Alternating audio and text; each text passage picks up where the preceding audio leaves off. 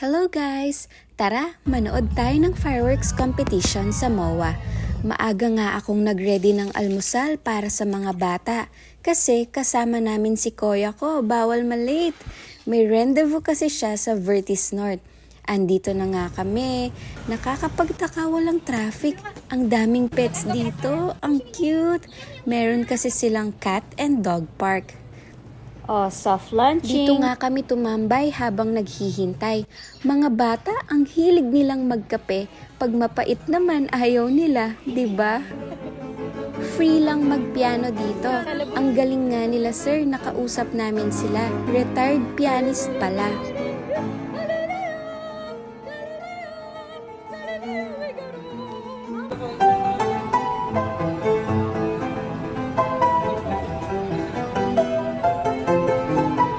Tapos, naglibot kami sa Mandaue.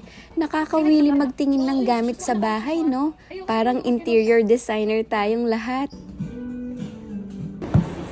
Nagtry kami ng escape room. Grabe yung easy level sa Left Behind. Di namin nasagot yung final puzzle ng Bunker 19 to 89. Baka alam nyo, pasagot. Ang sarap pala ng tanghulo, no? Basta matamis yung strawberries niya. Pumasyal din kami sa Soler North. Bagong bukas kasi ito, kung ano yung amenities niya at design ng mismong casino hotel.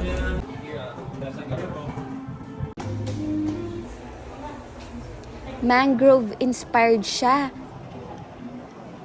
Tapos, lumipat kami sa Seda North din. Parang ocular visit lang, no?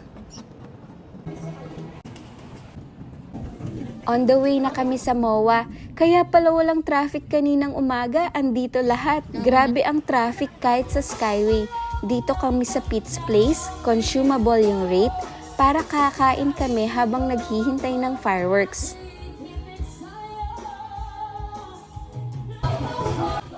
Ito na, panoorin natin. Grand finale ng Philippine International Pyro Musical Competition. United Kingdom ito.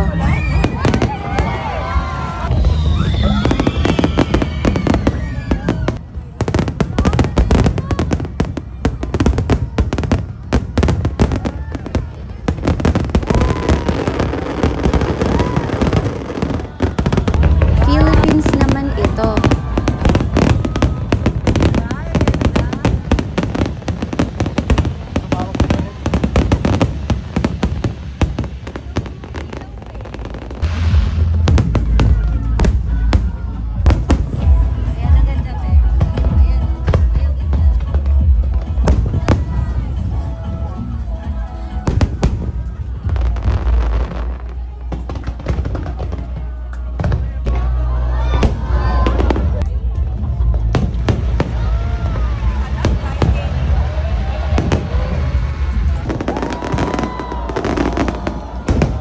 Ang nanalo nga pala ay Germany, Portugal, tapos United Kingdom.